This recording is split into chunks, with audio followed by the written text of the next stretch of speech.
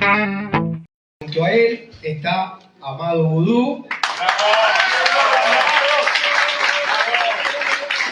Y mi hermano, el cura Castro.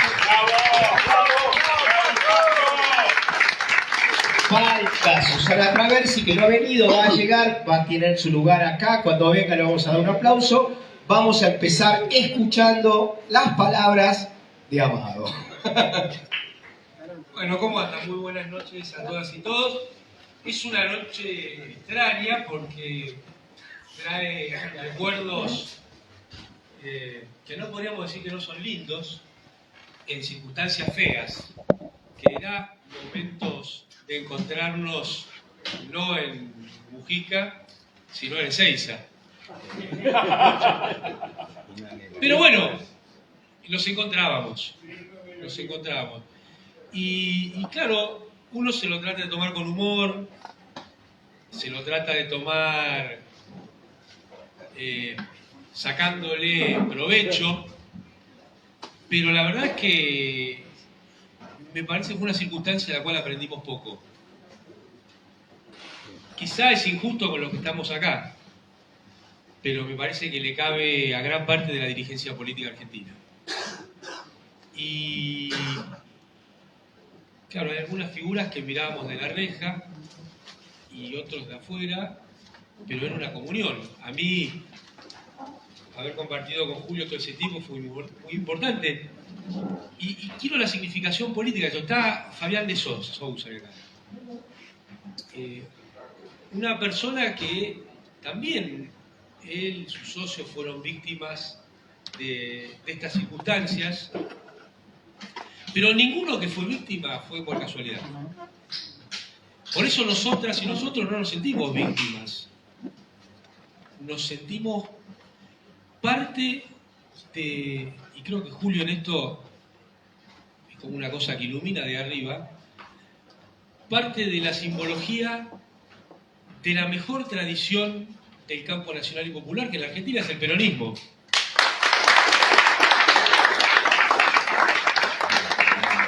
Y ninguna de nuestras compañeros se rajó. Me parece otra cosa que vale la pena resaltar. Para algunos hubiera sido muy fácil irse de la Argentina, ya sea por recursos, por contactos, pero la verdad que todas nosotros elegimos estar acá, dar la pelea, ser responsables con aquello que pretendemos representar, ser responsables defendiendo lo que hicimos y sobre todo hoy ser responsables mirando hacia adelante, porque claro, todos tenemos 20 años más, algunas canas más, pero ninguno tampoco abandonó la lucha en el lugar que pudo seguir construyendo. Muchas veces a los codazos, muchas veces con dificultades, pero nadie tampoco abandonó la lucha. Y pongo el género también porque a esta altura nos olvidamos de Milagro Sala, ¿no? Parece que es un tema que no se habla más.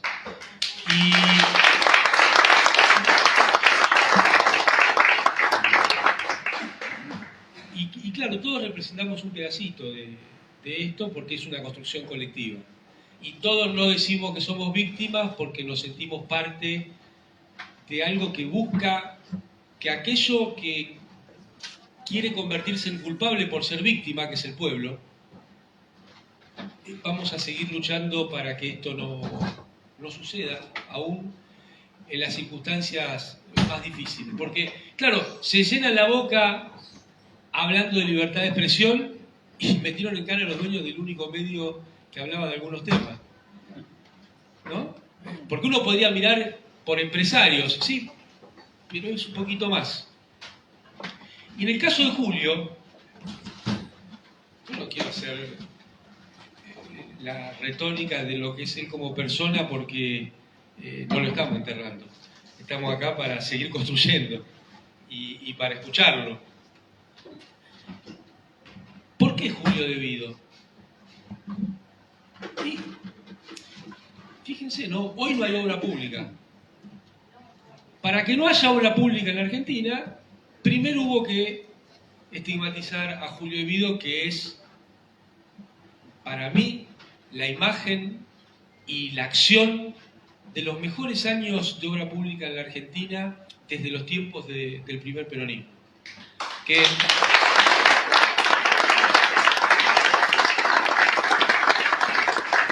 Y sería muy lindo hablar de Julio como persona, porque claro, en ese gabinete también era difícil. Ahora, viste, de lejos parece que todo es bárbaro. Claro, cuando uno ve lo que hay hoy, todo es bárbaro. Pero también manejarse con algunas personas, con algunas personalidades, no era fácil, ¿no? Por eso, los ataques a la persona de Julio, que es el lomo de él, y su familia, y Lali, y sus hijos, en realidad no empezaron cuando terminaron los 12 años y medio. Empezaron mucho antes. Y acá yo quiero decir algo incómodo también. Cuando se toman malas decisiones políticas, se termina mucho peor que en el mismo lugar. Porque la verdad es que el gobierno de Alberto Fernández fue la consolidación de todas las políticas públicas de Mauricio Macri. Y por lo menos lo planteo para que en algún momento lo discutamos, porque el tema de la deuda externa, en concreto, fue un gobierno que lo consolidó. El tema de empeorar la distribución del ingreso fue un gobierno que lo consolidó. Y el tema del sistema de justicia también lo consolidó.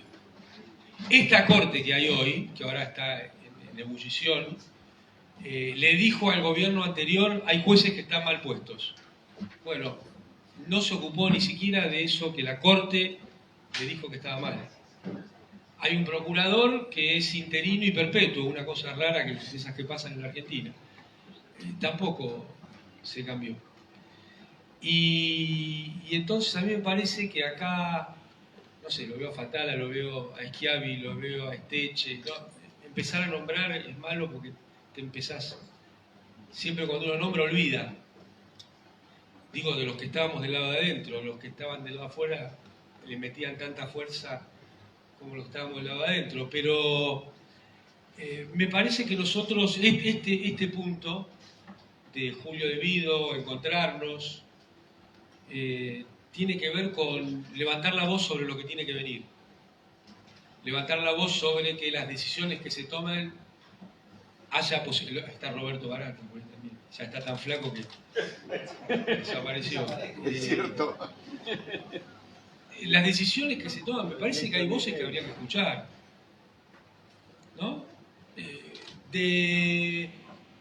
¿A alguien le parece que podemos hablar del entramado empresarial en la Argentina o de medios sin escuchar las voces de algunos compañeros que sufrieron en la cárcel? ¿A alguien le parece que podemos hablar de obra pública sin escuchar a Julio de Vido? ¿A alguien le parece que podemos hablar de planificación federal sin escuchar a Julio de Vido? Porque los tiempos que vienen, guarda, si seguimos pensando en la Argentina desde la ciudad de Buenos Aires hacia adentro, la vamos a pensar de lo financiero a lo productivo. Y me parece que el cambio que hace falta es ese, pensar lo de productivo a lo financiero. Y guarda que nuestra fuerza no se convierta en una fuerza porteñocéntrica también, ¿no? Porque sabemos lo que pasó en los últimos años.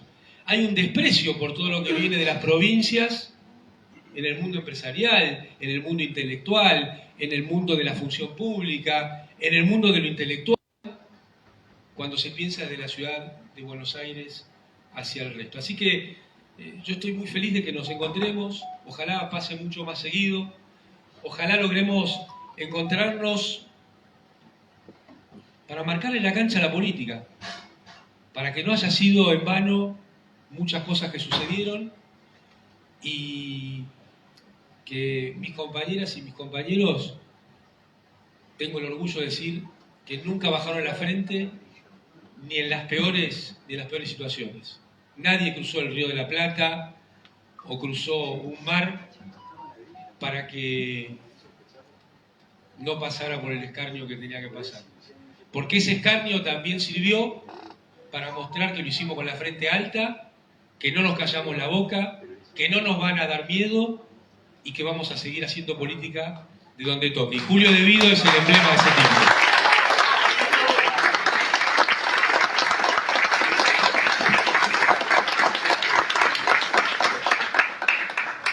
Yo estaba esperando que viniera Susana, así yo zafaba un poco, ¿no? Pero acá yo tengo preparado.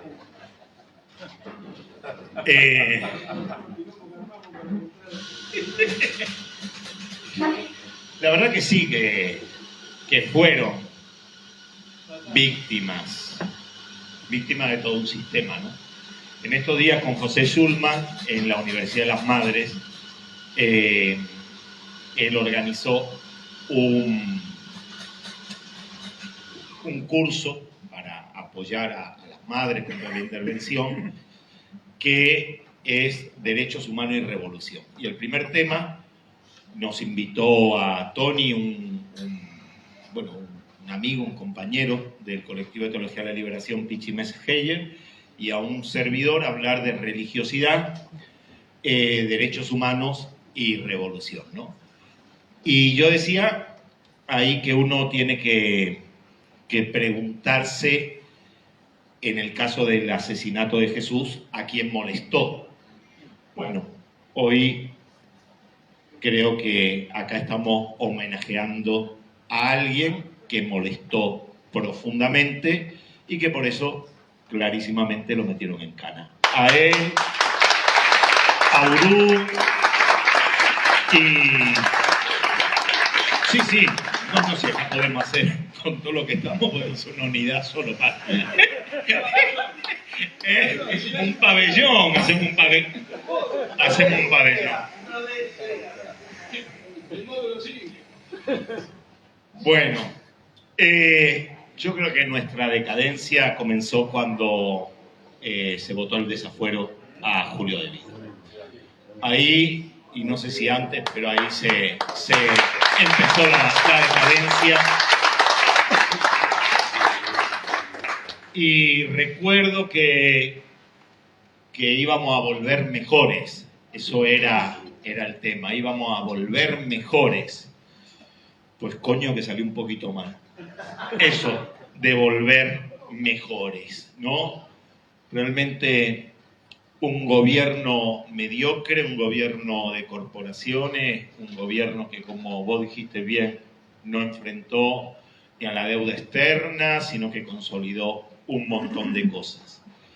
Resultado, nos gobierna ahora una banda de delincuentes, de inútiles, pero además de tarados, porque hasta patitos en la cabeza llevan al Congreso. Las de Moine y toda esa banda. Y personas tan valiosas como ustedes, ¿sí?, no pueden estar ejerciendo la función pública. La verdad, no solo es por ustedes, sino es por nosotros y es por nuestro pueblo. Es lamentable. Y algunas cosas, con la justicia que tenemos, no hay vuelta para atrás, lamentablemente. Nada, yo me alegro de estar acá, estar con ustedes. Siempre que íbamos a visitarlos, nunca hablaban de ellos, siempre hablaban de cómo está el barrio, cómo está la gente, qué anda pasando, y ellos estaban ahí adentro, nosotros estábamos afuera. Eso sí, nos hacían un montón de fotos cuando íbamos a verles, así con la camarita, nos seguían todos. ¿Cómo era eso que estaban ustedes en el IRI? Que ese, bueno, ahora estamos en el Rigue, pero es más o menos lo mismo. Ahí nos iban, nos hacían como ahora, aquí con la cámara, todo eso. Bueno, nada, esto es lo que quería decir. La verdad que es una pena que teniendo gente tan valiosa y con tanto conocimiento, ¿no?, para poder hacer un país en serio, tengamos a esta gente gobernándonos, que si bien a mí me da muchísima bronca de cada persona que votó, pero también me hago cargo que algunos de los que votaron, nosotros le empujamos a que lo hiciera. Así que gracias, Julio, y gracias porque pusieron el cuerpo, porque se la bancaron, porque estuvieron ahí, y a sus familias en Al-Ahly, porque estar preso no es nada lindo, claramente.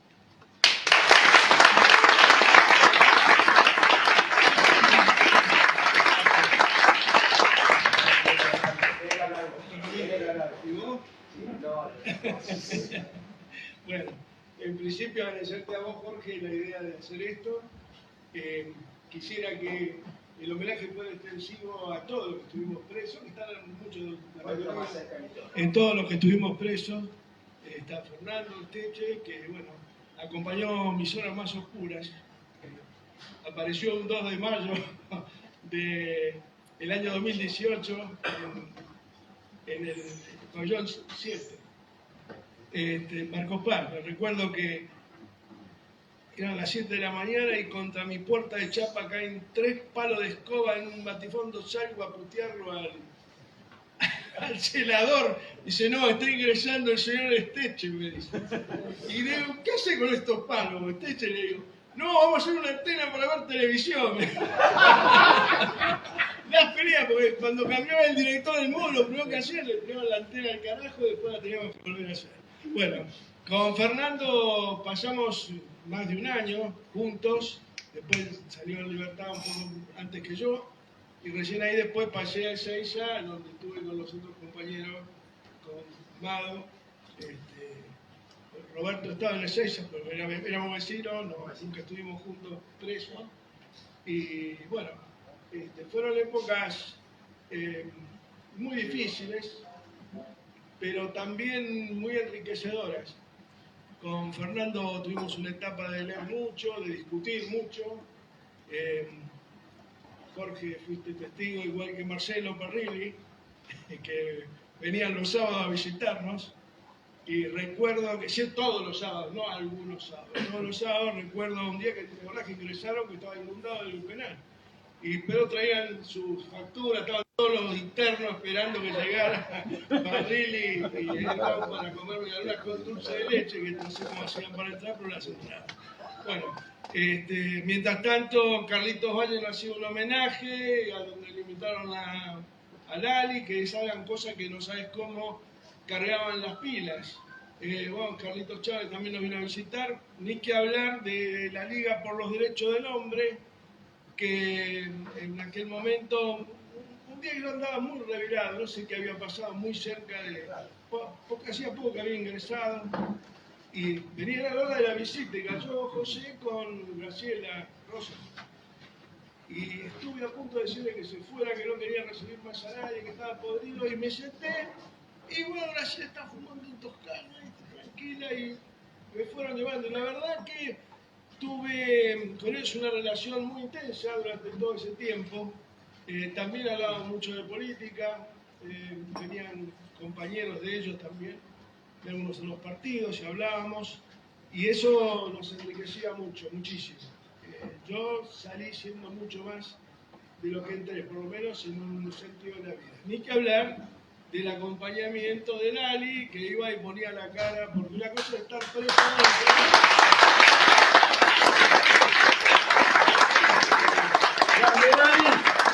una cosa estar adentro, que vos de última discutís con los compañeros, mirás televisión, te peleas con los guardias, pero la vida va pasando, y ese sentido de estar perseguido es como que se pasa a una suerte de stand-by, digamos, ¿no? De interrupción. La vida como que se te detiene en unos aspectos y en otros no. Bueno, Valeria, mi hija, que venía muchas veces con Valeria, que creo que estaba por venir, con el día se le complicó el viaje a muchos compañeros, otros me avisaron que estaban con problemas de salud, no somos pibes. Lo veo, bueno, ni que hablar, en el caso de Paco, que, bueno, ¿cómo llegó Paco al penal? Llegó en moto, venía de, no sé, de Isla Maciel hasta, bueno, de Isla Maciel a Marcos Paz. Son como 1000 kilómetros. No, y no lo dejaban entrar. No te imaginas, y yo lo veía que estaba ahí, no te imaginas el quilombo que yo armé ese día para que Paco pueda ingresar. No sé, vos estabas conmigo ya, Fernando.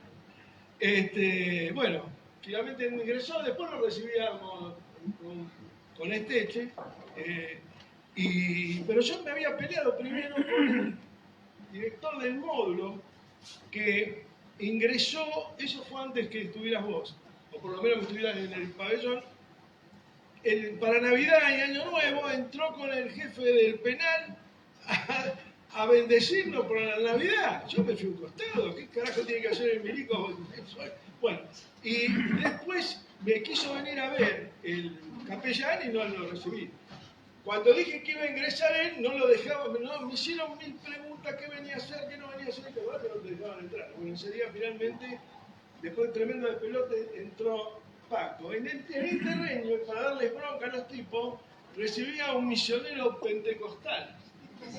Bueno, el tipo era peruano y empezamos a charlar de política, Salvatierra lo llamaba, y el tipo misionaba en los colectivos cuando venían las mujeres a visitarnos, les regalaban el evangelio y lo regaló en casa.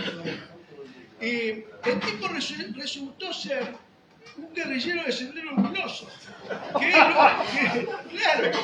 lo había, no, lo cooptó la embajada allá y lo trajo para los pentecostales, o sea que la avanzada y la embajada. Veníamos, charlábamos, discutíamos, después no vino más. Bueno, pero bueno, fueron unas épocas lindas, las recuerdo con cariño, y también todas estas cuestiones que hablaba recién Amado. Yo creo que el problema de mi desafuero creo que marca un antes y un después en el Congreso Nacional, claramente. Fundamentalmente en la Cámara de Diputados, que es donde estamos más débiles. Tenemos muchos diputados.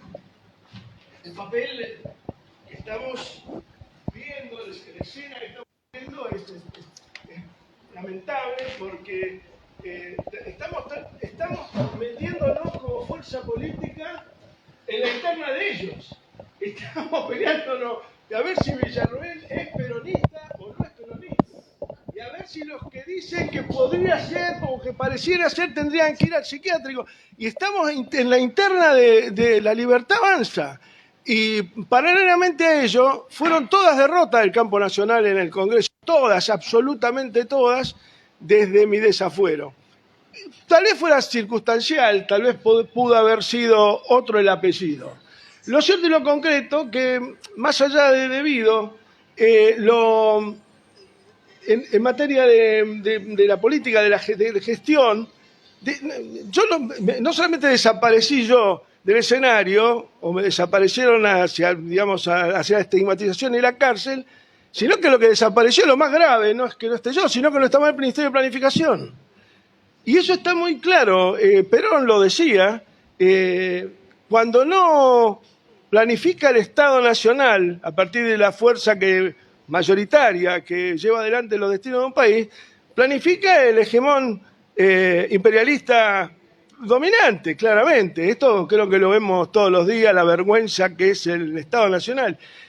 Nosotros tenemos que, cada uno, recuperar el partido, el peronismo, los que sean peronistas, y generar fuerza partidaria en el marco del debate ideológico, no en el marco de cuestiones menores como ponernos a debatir el grado de peronización que pueda tener una dirigente que claramente es de la ultraderecha conservadora de la Argentina, que no tiene absolutamente nada que ver con el peronismo. Bueno, pero no es la discusión que tenemos que dar. Creo que el Partido Justicialista hoy se ha convertido en el instituto. Lo único orgánico que hay a nivel político del peronismo, lamentablemente, es el Instituto Patria. Yo no digo ni que sea bueno ni que sea malo. Lo que sí veo, en relación a lo que comentaba recién Amado, es que no hay una sede del Instituto Patria en cada una de las 24 provincias argentinas. O sea, estamos siendo funcionales al proceso centralizador del puerto, que es contrario al sueño de nuestros padres fundadores, que para mí han sido los caudillos federales. Bueno, creo que hay que recuperar esa línea histórica, hay que dejarse de debatir pelotudeces y ponerse a discutir qué vamos a hacer con el comercio exterior, ¿Qué vamos a hacer con los derechos humanos? ¿Qué vamos a hacer con la política de justicia que tiene que tener un partido político al frente de un gobierno? ¿Qué vamos a hacer con la cuestión de los hidrocarburos, de la energía? Si vamos a regalarle todo el petróleo al exterior. Todos estos que dicen que los descubrimientos de hidrocarburos enriquecen las posibilidades exportadoras de la Argentina, lo único que están haciendo es entregar la pobre y pequeña planta industrial que hoy nos viene quedando. Es más, vamos hasta entregar con el RIGI y con todas estas políticas, la quita del impuesto país, vamos a entregar hasta Techín. O sea, no estamos hablando de los supremos intereses nacionales y populares, pero por lo menos es siderurgia. Bueno, estamos entregando hasta eso. O sea, creo que ahí está el quid de la cuestión, creo que ahí están nuestras luchas futuras y no hay que unirse amontonándose, como decía Kirchner, sino que hay que unirse en el debate que podíamos haber tenido en aquel momento contigo, con Marcelo, cuando nos venían a ver, pero eso llevarlo a un nivel del partido peronista y de otros partidos que seguramente van a ser los que deban a futuro conformar, a mi gusto, con la conducción del peronismo, un frente de liberación nacional. Que de eso se trata, compañeros. No pasa por otra lado, no hay soluciones partidocráticas. Bueno, quiero agradecerle a todos este inmerecido homenaje y merecido, si lo tomamos como base, a todos aquellos compañeros que estuvimos detenidos. Me acuerdo, bueno, Enrique Vox también nos vino a presentar, Nacho Campos, bueno, todos los que estuvieron allí y los que por distintos motivos no pudieron llegar, pero quisieron estar o estuvieron, como Carlito Valle, de otra manera, o como el cura que nos venía a dar apoyo espiritual, no a darnos estampitas, sino a darnos apoyo espiritual, realmente, que es lo que importaba. Y a vos, Jorge, que se te ocurrió esto, muchísimas, pero muchísimas gracias.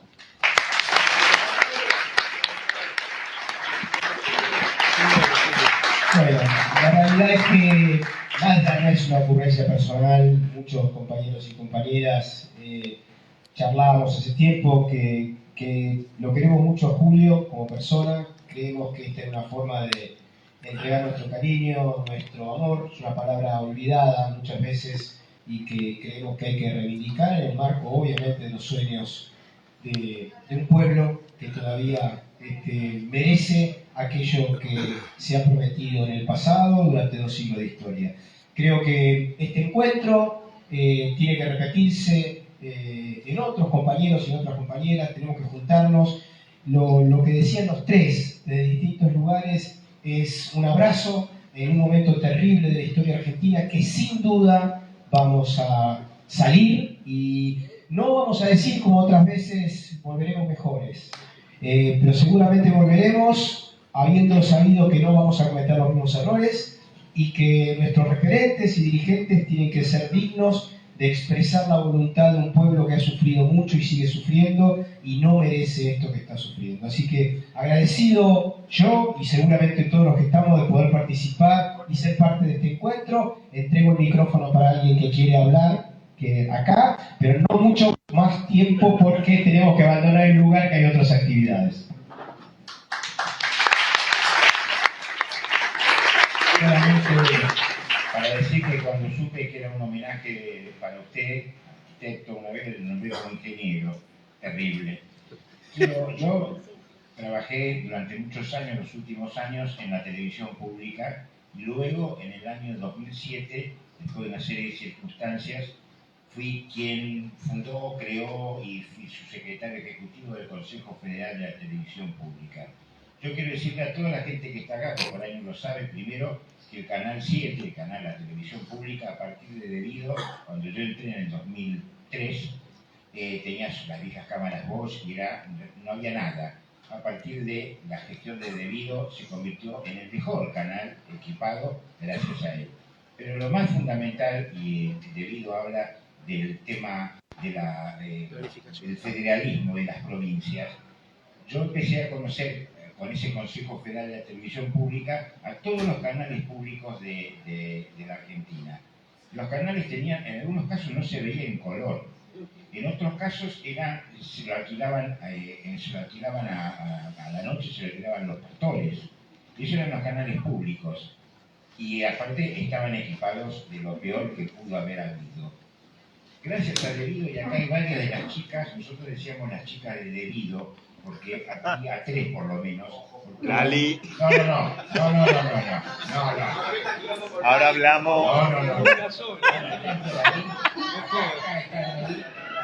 Eran unas máquinas de trabajar. Bueno, todos los canales públicos del país, algunos universitarios, gracias a Debido, tuvieron cada uno un estudio completo de HD, con 3 cámaras, con toda la aparatología que tiene que ver con el sonido y con la iluminación, e hizo un cambio impresionante. Y ahí se sumaron un montón de organismos gracias a esto. La tela de acá de mi amigo Martín García. Y un montón de gente, el Inca en su momento. Y esto, quiero decir, que ese cambio cultural impresionante que acá en la capital no lo vemos y que posibilitó que tenga esto, fue gracias al arquitecto de vida, por lo cual estoy muy honrado en conocerlo personalmente. Gracias. Vamos a escuchar por último a la compañera que se atrasó un poquito, que venía pidiendo perdón por haber llegado, así que la escuchamos antes de retirarnos y terminar este homenaje a Julia. Bueno, en primer lugar, disculpas, una vergüenza. Total. Diferente, siempre son los dirigentes que llegan tarde, en este caso son los dirigentes de base, una compañera militante de base. Bueno, disculpas nuevamente. Lo primero que quiero decirles sobre Julio es que, bueno, como todos saben, él es abuelo de 11 nietos y 4 bisnietos. No, más, son un montón más. Son como 15. Ahora ya son más porque Planificación. él, después de recibirse de la secundaria en el Colegio Guadalupe, empieza a estudiar arquitectura y trabaja en el TEN. Tiene una militancia básicamente sindical y en el año 74 se recibe de arquitecto y en ese momento el compañero Julio Guillán les da una especie de directriz que empiecen a militar entre los profesionales para así formar cuadros entre profesionales para que se puedan sumar al sindicato. El 23 de marzo del año 76 ganan nuevamente las elecciones. Un día después ya sabemos lo que pasó. Sí. En el año 77 se dirige al sur, a Santa Cruz, y entre el 77 y el 83 va y viene a Buenos Aires. Ahí en el 83 definitivamente se instala en Santa Cruz, entre los gallegos, y bueno, a partir del 83 Néstor Kirchner abre su famosa unidad básica del Ateneo, que quedaba frente a la casa de Julio. Ahí empiezan a interactuar, a panfletear, a militar juntos, y entre el 83 y el 89, en las postrimerías, conoce a su compañera Julia, Lali. Quiero triunfar por parte de Lali, porque sin ella no hubiera sido posible la libertad de Julio. Lali, la heroína de Julio, nuestra leona, como la llamamos nosotros y la apodamos a partir del 2017 y 2018, cuando Julio, Amado y todos los compañeros y compañeras caen presos del macrismo. Ella, detrás de esa fachada dura, cabrona, se esconde una mujer tremendamente cálida, enarbolada en las causas justas, incapaz de prestarse a cualquier operación oportunismo político en las cosas que ella considera más preciadas en la intimidad, y me consta de eso. Obviamente no voy a decirlas acá porque si no sería exponerla, diferenciando claramente entre el sentido de la oportunidad y el oportunismo. Lali, un gran cuadro técnico en derecho administrativo, decide ser una de sus abogadas para poder así visitar a Julio asiduamente. El cuidado de esa heroína, de esa leona, en la vestimenta, el alimento, en el acompañamiento, en la lucha junto a todos y todas nosotras en ese momento por la libertad de los compañeros y las compañeras. Ya les reitero, no hubiera sido posible esa libertad sin ella.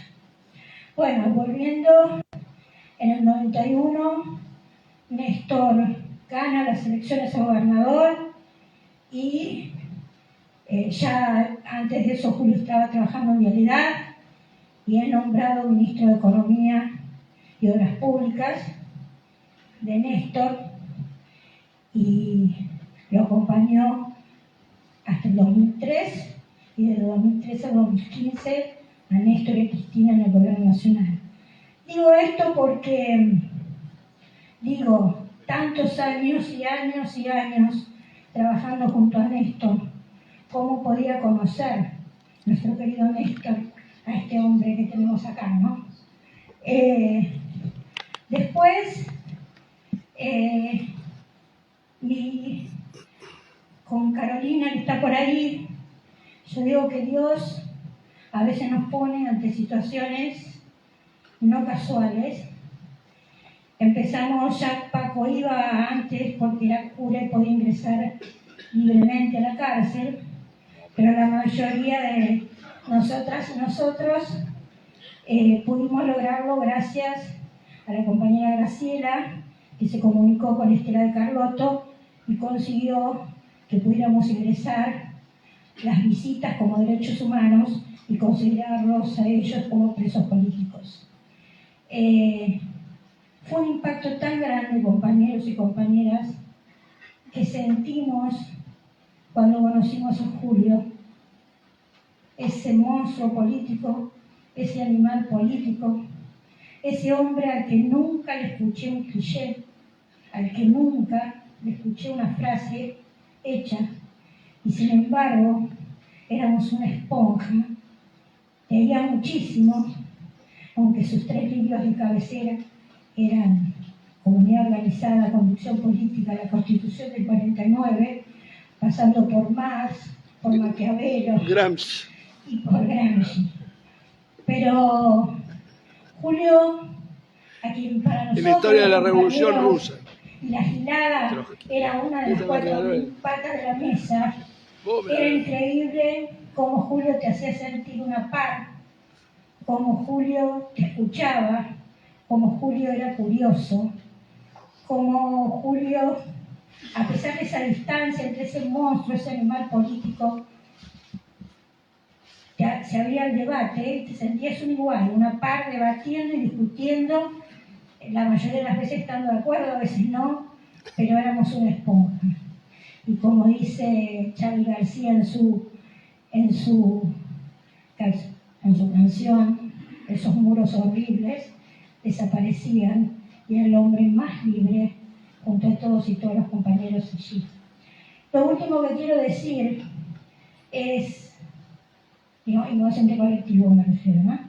Es que en una oportunidad, junto a Carolina, fue Delicia, una compañera oriunda de la Isla Maciel. Y lo señalo porque esa obra impecable, esa ejecución desde el Ministerio de Planificación Federal, y en esto que yo decía, acostumbrados a tantos dirigentes intermedios de frases hechas, cliché, sin aplicación, bajada del discurso de Néstor y Cristina sin enriquecimiento, sin debate alguno, y Julio era lo opuesto a eso. Y Delicia, yo sé que ese día Julio se sintió el hombre más acompañado y más libre de esta república y de nuestra patria, le contó, una compañera de toda su familia de la isla, cómo había cambiado su vida y la vida de todos los vecinos y vecinas de la isla a partir del puente Nicolás Avellaneda, un puente con la concepción de que todos y todas somos sujetos de derecho, un puente que no podía ser transitado, más allá de que la gente le parece pintoresca el barquito, pero el puente, digamos, era intransitable, y ese puente se hizo con escaleras mecánicas, con ascensores, con cámaras de seguridad, con iluminación. Los trabajadores y las trabajadoras de la isla Maciel tenían derecho a cruzar y a transitar hacia la capital federal como si fueran vecinos de Puerto Madero o de Palermo. También Denise le contó, y con esto termino, como la Plaza José Hernández, donde está instalado el Jardín 3, los niños y las niñas podían ir sin inundarse y también podíamos ir a misa, a escuchar al Padre Paco, sin inundarnos, porque antes la gente se inundaba hasta la cadera. Julio hizo una obra hidráulica que permitió nunca más inundarse esa zona, al igual que la Pinson, que es la calle más vulnerada del barrio. Eso es la planificación federal en un Estado al servicio del pueblo. Por eso creo que Julio, hoy, mirando a la distancia, este hombre digno, este gran cuadro político, este hombre por el cual yo me siento honrada que me hayan invitado a participar de esto, creo que tiene todavía, y sobre todo, un gran aporte para dar y que lo estamos desaprovechando. Gracias, Julio. Me olvidé de presentarla, perdón, Susana Traversi, que estaba llegó tarde, me olvidé de presentarla. Les agradecemos a todos la presencia, muchísimas gracias. Les pido un fuerte aplauso para Julio de Vida y un agradecimiento para que esto se repita. Gracias, Julio, gracias en nombre de toda la gente y la que no pudo venir.